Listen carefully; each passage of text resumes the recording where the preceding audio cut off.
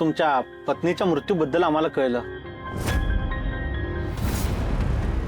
आमची कंपनी तुमच्या दुःखामध्ये सहभागी आहे, पण माफ करा बरं का, मी अशा परिस्थितीमध्ये इथे आलो. काय करणार, आमचं कामच असं आहे बघा. मग ते करा की लवकर, पण ते पैशांचं काय ते सांगा की. तुमच्या पत्नीच्या वडिलांनी श्यामल देशमुख यांच्या नावे 50 लाखाची पॉलिसी घेतली होती.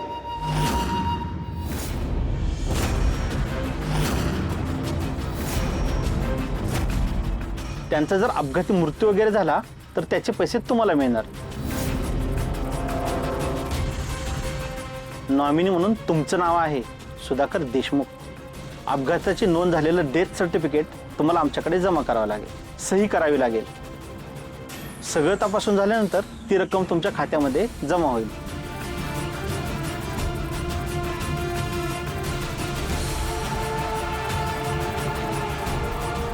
हा फॉर्म घ्या आणि हा भरून ठेवा.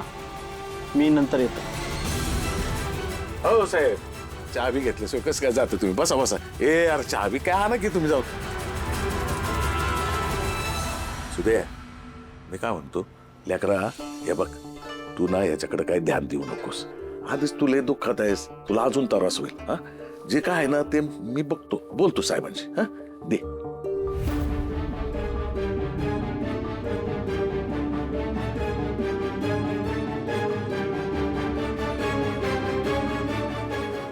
साहेब, म्हणजे खरंच आम्हाला 50 लाख मिळणार?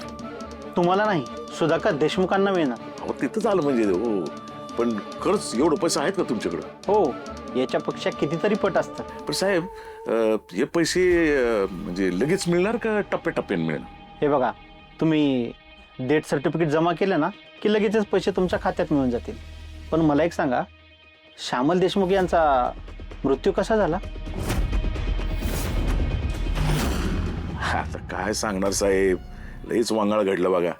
अहो डायरेक्ट फांदीच घुसली. आणि काय नाही, काय घुसली नाही, घुसावली कोणीतरी. आणि जीव घेतलाय त्या श्यामलचा. खून झालाय तिचा खून.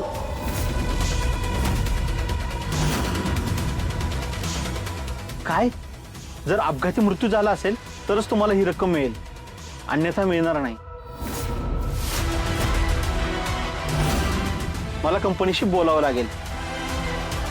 अहो साहेब, तुम्ही काय म्हातारीकडे लक्ष देऊ नका. अहो खून नाही, खरंच अपघातच झालेला आहे तो. नाही नाही, त्यांचं डेथ सर्टिफिकेट येऊ द्या, मग आपण बघू. अहो तुम्ही या म्हातारीचं कुठं ऐकताय? अहो अहो अहो साहेब साहेब साहेब,